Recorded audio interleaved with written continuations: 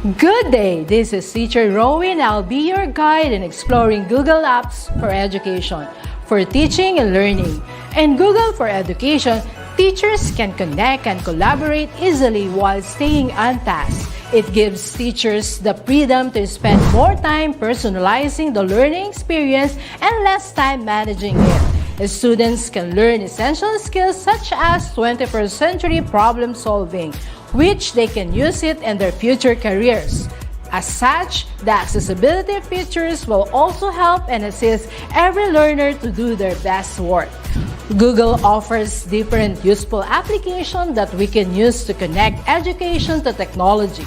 This will help our teachers as a 21st century educators to innovate and find ways on how to make teaching and learning more exciting, engaging, effective, and flexible to the demands of the society. Let's re-explore the education experience by discovering new angles to create, collaborate, and communicate as one. Para sa bata, para sa bayan, at para sa guro. Ang pagkatuto huwag gawing komplikado. Sulong edukalidad.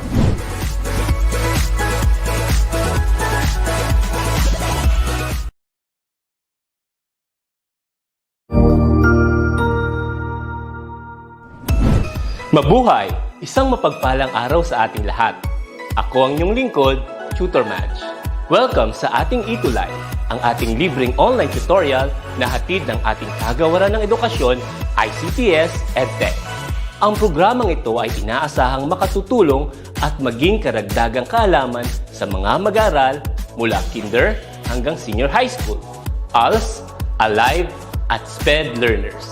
Bukod sa pagsagot ng mga modules, ang ETUlay ay may mga special programs din na siguradong aabangan ninyo araw-araw.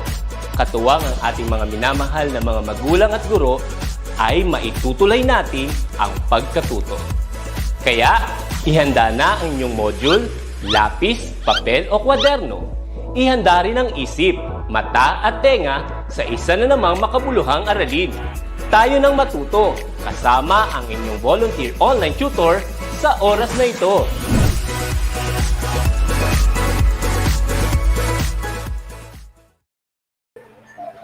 Hello there, what's up everyone? Welcome back to another episode of Contact Center Services for Grade 10 students. And if you're not grade 10 students, you're still welcome to join our session in this afternoon. And once again, I'm Tutor T. I'm from Noveleta National High School, DepEd Cavite Province. And I want to say hi to my co-teachers out there, also to my beloved principal and my district supervisor who are all supportive in this program. Thank you so much for allowing me to be part of ETUlay program. And I want to say hi to all tuties out there, teachers all over the Philippines who are tuned in this session right now.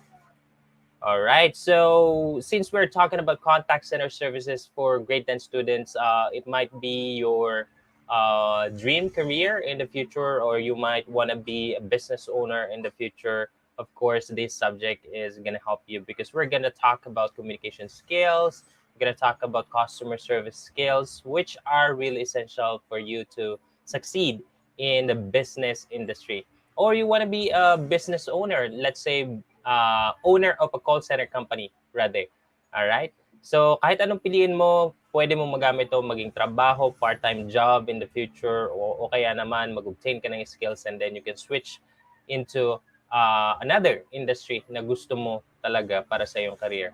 However, I want to emphasize that this is going to be a useful topic para sa inyo. Ayan, good afternoon po. Watching from San Mariano National High School, Dan Verly, Tanduyong, grade 10, SMNHS. Yan, good afternoon sa iyo dyan. Good afternoon sa inyo dyan sa San Mariano National High School. Okay. So, very very attractive na trabaho itong call center, di ba? Kasi masaya magtrabaho, medyo may pressure, medyo, let's say, challenging yung magiging work, pero okay yung kita, pwede ka magtrabaho sa bahay. That's why relevant siya kahit nga sa panahon ng pandemic, pwedeng tuloy-tuloy yung trabaho natin pag nagtatrabaho tayo sa call center. Pwede kasi siyang gawin sa ating bahay. For as much as we have a computer, we have internet connection, and we have good communication skills. So yun yung mga pinaka-importanting skills na meron ka para maging part ka ng BPO industry in the future. So, our topic for today is going to be this. Call center agents performance matrix. So para mas maintindihan natin yan, dapat alam ninyo kung ano yung possible na position na pwede nyong applyan. Well, usually you're gonna start as a contact center agent, but depending on your performance qualification, after 6 months, you'll be regularized, and then after that, if you perform really well, you can be a trainer, you can be a team leader, you can be a QA or quality assurance specialist, di ba? And pwede ka rin maging shift manager after you spend some time with or in the BPO industry or in the company that you are working, pwede kang ma-promote as manager, supervisor, and pretty much limitless yung potential natin pag nasa BPO industry tayo. Maraming position na pwede nating i-after.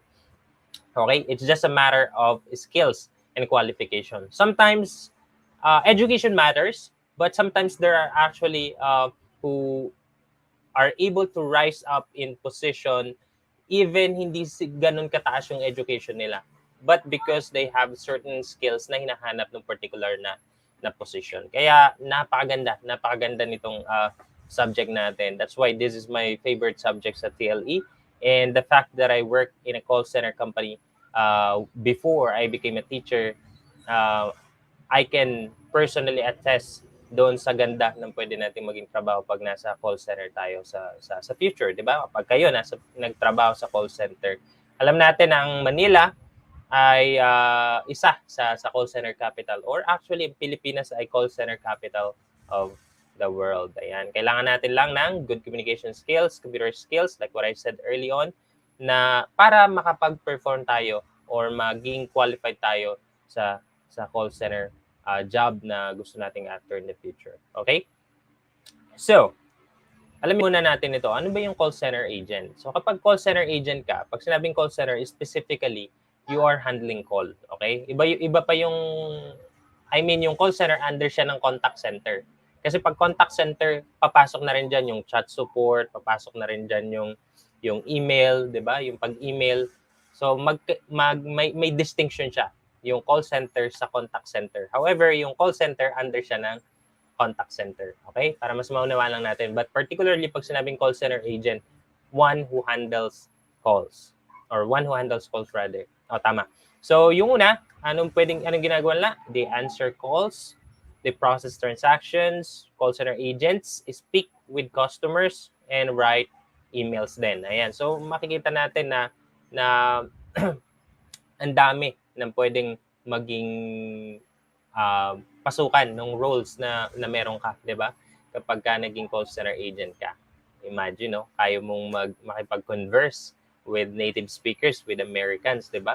After quite a while, siguro sa umpisa hindi ka pa komportable, pero habang tumatagal magiging komportable ka rin, and you'll be confident enough to communicate in English. And that's one of the incentives, 'di ba? If you have that confidence to express yourself in English and to communicate with native speakers, and madali na. After that, madali na mag-apply ng trabaho because you have the communication skills. Diba? Kaya ako personally, I became a call center agent because I wanted to improve my communication skills. So I already have a bit of English skills before I became a call center agent, but when I actually became a call center agent, I developed a lot of my English communication skills. Diba? Ayan. So, after a while, kapag naging expert ka na, nag-start ka sa call center agent, medyo nasanay ka na, at pwede ka nang maging ganito, floor support. Okay? Floor support. So, ito naman yung hindi ka team leader, hindi ka trainer, pero yung role mo, gumagalaw ka doon sa production area at sinusuportahan mo usually mga new agents doon sa ginagawa nila, sa transactions na ginagawa nila. So makikita natin dito ang role na pwede mong gampanan na sa floor support, yung kapag medyo naging expert ka na ay hold on, ayan. Okay, pag medyo expert ka na, hindi naman medyo expert. Sabihin natin, expert ka na talaga, di ba? Para mas confident ka doon sa role mo. Ang gagawin mo, you will help agent and serve as an immediate consultant. Of course, team leader, isa lang yan sa isang team. Pero, pwede kayong magkaroon ng up to 3 or up to 4 or even mas marami na floor support depende sa bilang ng agent na hawak ng isang team leader. Okay? So, floor support could also act as someone you could escalate your call kapag absent yung, hindi naman absent, kapag busy yung team leader nyo. Di ba? Pwede siya kasi alam niya paano i-handle whatever concern. Kasi nga, expert na siya doon sa process na ginagawa nyo. Okay? So, yan yung floor support. Ayan. So, kapag nag-excel ka pa at pumasok ka na doon sa radar ng ating mga bosses kapag nasa call center ka, pwede kang mapili bilang bagong team leader. So, imagine that. Di ba? So, ang ganda nung ladder, no? Nung corporate ladder na pwede nyong akyatin sa call center industry. Okay? So, I remember my team leader, TL Red, okay? Si T, I called him T, and that's why I take it upon myself yung pangalan na Tutor T, not just because I'm Tutor RJ Telia or Telia T, or I also use that because of my subject, call center services. So I'm pretty much acting like a team leader here, okay, as your teacher or as your tutor, okay? So, anong ginagawa ng team leader? He conducts early morning huddles, okay? So, pag sinabi, huddles na guys. So, alam na natin yan. So, i-gather na tayo ng ating TL or ng ating team leader, and then we'll have a discussion about our production objective, about our target for the day, about problems that arose in previous days, and how to solve those problems or concerns, di ba? And then yung ating team leader, he ensures that the team is aligned with the production goal. And then he trains us in case there are new policies or let's say steps dun sa process na ginagawa natin. Our team leader will train us, di ba? Part din siya. So parang hybrid siya, no? He can be a trainer, he could be a team leader. Well, but specifically, he worked as a team leader, okay? Ayan, good afternoon po. Watching from Bangkero Integrated School, SDO Isabela, Leia Matalang Tapa. How are you there? Ayan, so kumusta kayo dyan sa Bangkero Integrated School? Ayan, maraming salamat sa pag-tune in sa ating subject. And then, what other roles a team leader has, the team leader trains team, listens to calls. Ayan. So, pwede rin siya mag-act as QA. Actually, my team leader acts as QA. Okay? Iba pa yung QA ni QA talaga, ni Quality Assurance Representative or Specialist. Iba pa yung QA ni TL. Okay? So, ang tawag doon is internal yung kay TL, external yung kay QA na QA talaga. Ayan. So, mas madalas yung QA ni TL kaysa sa QA ni QA. Okay? Yun yung experience ko. When I work as a call center agent, mas madalas na kinu-QA ako ni TL kaysa sa pag-QA sa akin ni QA talaga. Okay? So, a team leader gives feedback and handles call escalation. So, aside from the SME or subject matter expert that we have as floor support, ang pinaka dapat talaga mag-handle ng call escalation ay yung team leader. However, he or she may choose to delegate that responsibility sa mga floor support. Or even sometimes, no, diskarte na lang agent. Kunwari, ang kausap mo ay manager, yung pala agent lang din, yung katabi tinawag, no? So, depende yan sa diskarte as much as mag-work siya and as much as pinapayagan siya ng team leader nyo. Pero that usually happens sa call center, di ba? Kapag minsan kasi, kapag tatawagin mo pa yung team leader, busy yung team leader, ihahang mo na matagal yung customer, lalo siyang magagalit.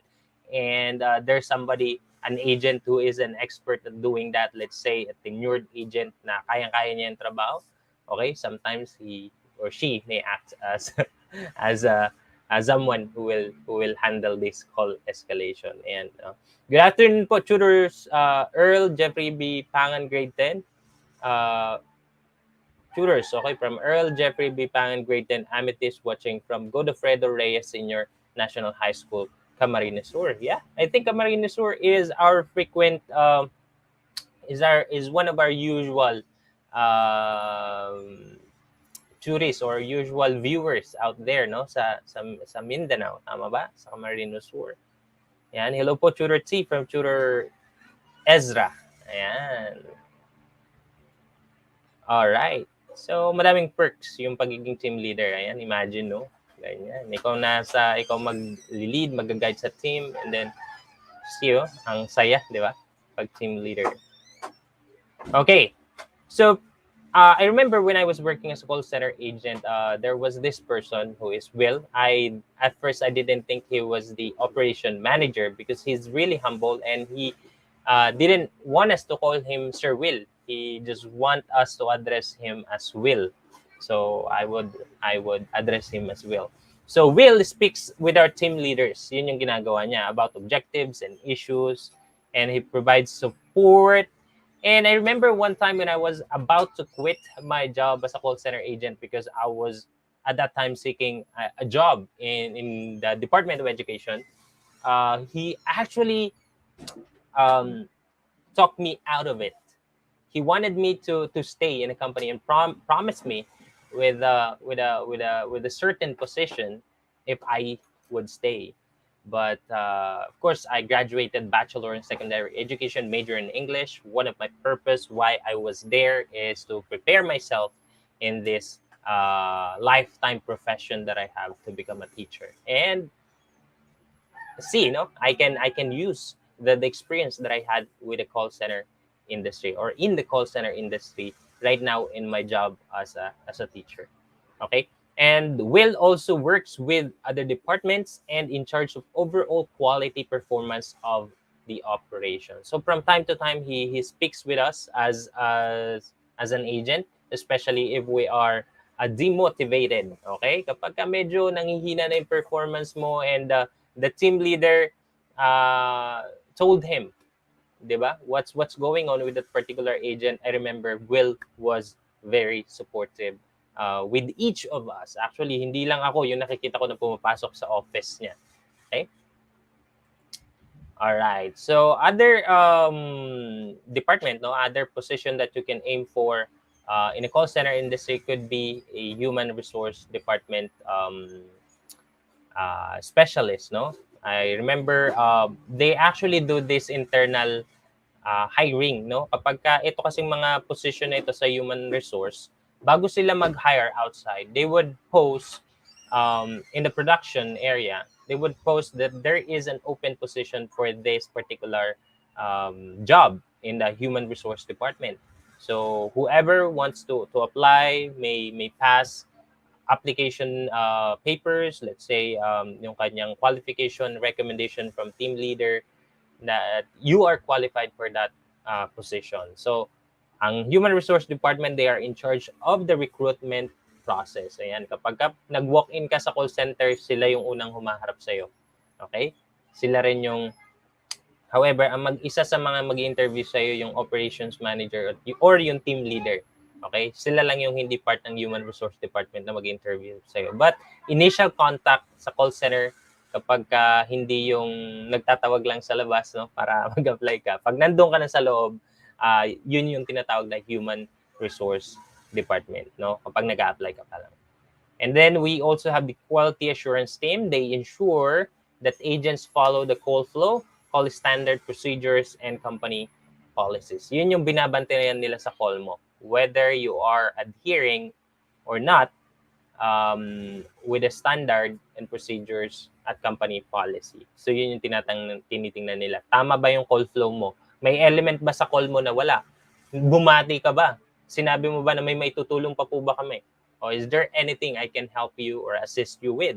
Pag nakalimutan mo sabihin yung mga verbatim na yon or yung mga essential element na yon, kapag nakalimutan mo magtanong ng account number, nakalimutan mo mag-verify ng information, magkakaroon ka ng QA markdown. Okay? So, yun yung trabaho nila. Magbigay sa'yo ng markdown kapag may na-miss out ka. Okay? Binabantayan nila yan. so that to make sure that you are following the standard procedures and the company policies. And then of course there we have training team as well. Training team is responsible for preparing and delivering training to the agents, especially those new ones, di ba? Kapag bago ka, okay? May month of training that they will provide you. There is this language training, PST or product specific training, and then the nesting na tinatawag. Yung nesting naman, dadaling ka na trainer sa production floor, pero guided ka pa rin niya. After the nesting, you'll be turned over to your team leader. So may 1 month or higit pa na training, depende sa complexity ng trabaho ng gagawin mo. Pero what I experienced was a 1 month of training, a week of language training, and then I think it was 2 weeks of product specific training so that you'll have deep product knowledge, di ba? At yung huli, yung nesting, yung dadaling ka na sa production area, no? So, kindly share our session sa mga beautiful. Yan, okay? Sabi ni Tutor Ezra, paki-share ang ating session, di ba? Para mas marami tayong ma-reach, di ba? Okay, so nakita na natin ang iba't ibang mga positions that you could aim for once you wanted to be part of the BPO industry. But of course, you're gonna have to start as a contact center agent. Unless you have previous experience or managerial experience, of course, you can be qualified as a manager or as a team leader. Okay, depende yan sa qualification mo. But majority of the time, you're gonna start at the bottom.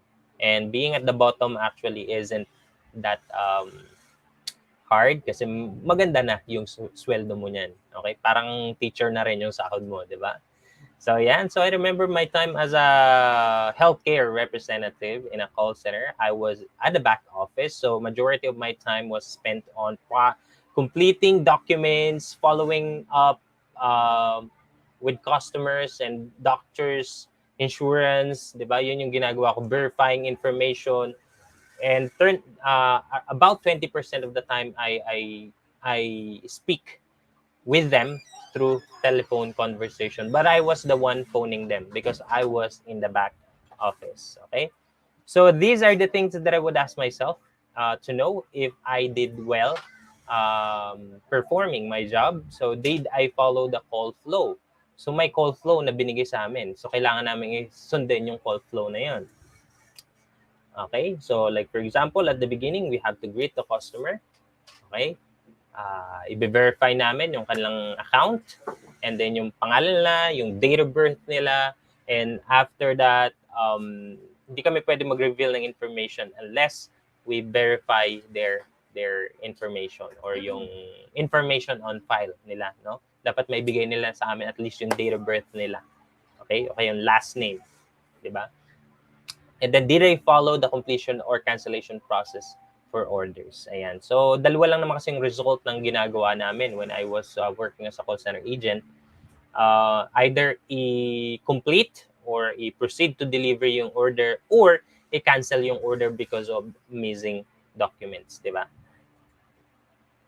And then, we have this kind of key performance indicators, no? Para malaman din natin if we are performing in accordance with the company procedures and company policies. So, kailangan may key performance indicators. So, kabilang din dyan yung number of calls that we are able to do in a day. At magiging part siya ng call center agent performance metrics na pag-aaralan natin. But the aim of all of this, yung key performance indicators, yung QA and the support that we have is that so that we will be able to have this quality customer service. We would be able to deliver quality customer service. So yan yung goal na ginagawa natin once you become a call center agent or a call center representative. Okay, so we practice quality customer service as we answer customers' questions about their accounts. When they cannot understand the product or service they subscribe to, and when they are frustrated about the product or service they avail. So usually hindi naman sila tatawag if they don't have any problem with the service or product that your client provided to them. Okay, so quality recruiters look from their applicants. So we have to have business acumen. Okay, we have to have this. Applicants must show an understanding relationship between their jobs and its impacts on the business. Ayan. So dapat bago mo apply yung trabaho, alamin mo muna yung role. And then make sure your skills na ipipresent mo sa kanila, your strength would be aligned with the role that you're applying for. So business acumen is that you are able to see yung paano ka makakapag-contribute dun sa growth ng business because of a certain skills or quality, because of certain skills or qualities that you have, di ba? Ayan. So, para magawa mo yan, you have to search for company's vision and mission. Dapat alam mo yung objective nila. Alam mo yung role nila na gusto nilang gampanan sa kanilang mga customers. And then know how the job contributes to realize the mission and vision of the company and catch the vision and run with it. So, once you understand their vision, you gotta have to run with the vision. Make sure that you are doing whatever you do, it's for the promotion and realization of the vision they have for their customers or for their company. Number 2, call management. You gotta have to be able to manage a call through effective communication techniques, and that's gonna be part of our upcoming discussion, no? Communication techniques na pwede nating magawa. So we will have mock calls in the upcoming session, so you better watch out for that, diba? Number 3, change management. So the only permanent thing in this world is change. So you got to be able to adapt and handle a fast changing situation. So right now, as you can see, we are able to adapt to this situation that we have. We adapt to the pandemic, and we're still continuing our education throughout the Philippines. And that's an example of being able to adapt to change. All right, so conflict resolution and then cross-selling. Okay, yung conflict resolution is also important because usually hindi naman sila tatawag without any conflict or without any problem. At hindi ka rin tatawag without any conflict doon sa customer mo. Let's say nga yung sa trabaho ko before, may missing document na kailangang ikumpleto. So that's a conflict. And I gotta be able to get that document nicely, tactfully, so that my customer wouldn't feel that I'm putting burden on him or her. Especially they are sick, di ba? May mga sakit yung mga customer namin when I was a healthcare associate, di ba? Cross-selling. So you gotta be able to sell, okay? Kapag nabentahan mo na sila or na-provide mo sila ng service, you have to be able to upsell, okay? Sell more, provide more service so that your company would stay in the business and you could stay with your job if your company stays on the business.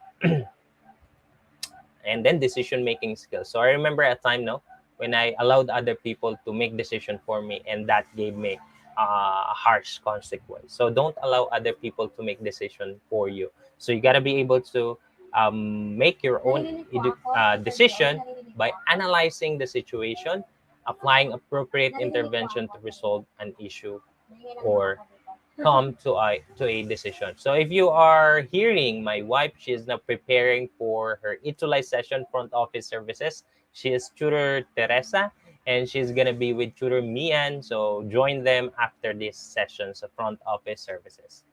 Okay. So yan, interpersonal communication skills, that's part of conflict resolution. You gotta have this interpersonal communication skills. It is achieved when you are listening actively to your customer. So naulit na naman, yung importance talaga ng listening sa magiging trabaho ninyo in the future. So you have to be able to understand one another and rejoice together. You should be able to come up with a win-win solution sa customer mo para ma-achieve ito na parehas masaya yung client mo, yung company mo, at yung customer mo doon sa naging negotiation nyo because you have this good interpersonal communication skills. And then managing diversity. You will meet and work with people of diverse culture, backgrounds. You will have to interact with them in harmony. Ayan. So dapat maging mabait. So the most important thing sa trabaho, sa kahit anong trabaho is actually our attitude. So we're going to be able to manage diversity if we have that adaptability or ability to adapt with our environment. And then sa change, where we have open mind and we respect other people. We're gonna be able to manage diversity if we have those skills, no? Hindi naman natin kailangan i-manage. We just have to be manageable doon sa ating environment, di ba? Kailangan i-manage mo yung sarili mo well. Yun yung goal mo. Huwag mo i-manage yung ibang tao. Kasi pag yan yung ginawa mo, maraming may iinis sa'yo sa call center. Manage yourself so that you will live in harmony with with coworkers in a call center, di ba? High stress environment yan. So, dapat maging mabait ka as possible, di ba? And then, dyan papasok yung stress management. Alright? So, you gotta be able to maintain a calm demeanor and mental state kapag nandito ka sa trabaho nito. This is a highly needed in this customer-driven job. So, the fact that you're there, that means you demonstrate that you're gonna be able to handle this stress. Okay? Sa kahit sa namang trabaho may stress. Pero iba yung stress dito kasi you will experience being shouted at by your customer. Okay? At yun minsan nakaka-stress talaga.